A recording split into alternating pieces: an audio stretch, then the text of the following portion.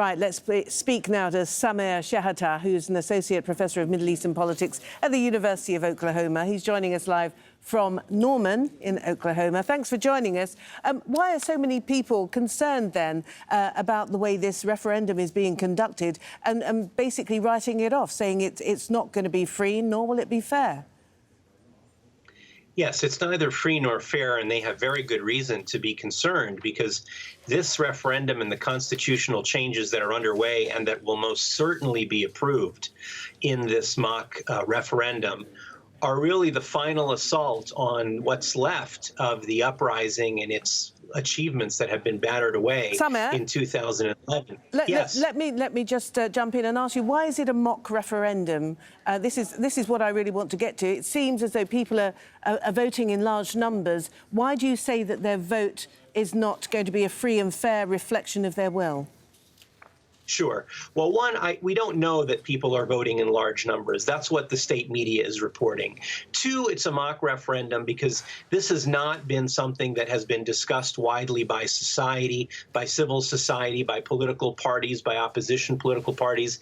And in fact, there has been quite extensive efforts by the state to prevent a discussion of these proposed constitutional amendments. People have been detained, others have been intimidated. There have been thousands of websites, some asking people to vote no on the referendum, that have been blocked. So no, this is not a free and fair vote by any stretch of the imagination. And as I was saying, the outcome is known ahead of time. Right. The amendments are going to pass, and it's going to extend President Sisi's rule until 2030. And I think you were alluding to the analysis that with these constitutional changes now taking effect, with a referendum that we know will pass them, effectively this is sweeping away all of the gains now made by the uprising in Egypt, known as the Arab Spring. That's right. Well, many of the gains, unfortunately, were done away with over the last 4 or 5 years since the coup against President Morsi. But the idea that there are term limits, the idea that presidents cannot last for life, that was one of the major drivers of the Arab uprisings in 2011, as they are in 2019 in Algeria and Sudan. And the constitutional amendments that extend the presidential term to 6 years and that allow the current president to run again after serving a 6-year term now, he was elected to a 4-year term, really allow him to stay in power until 2030. And they also allow the military to really be above the people as the defenders, supposedly, of the Constitution and the state. And that really is incredibly worrying and does away completely with the idea of popular sovereignty. Right. Where would you hope, in an ideal world, where would you hope pressure would come from in order to perhaps put the brakes on these constitutional changes? Because clearly they're not going to come from within Egypt, given the current situation. What about friends and allies outside the country?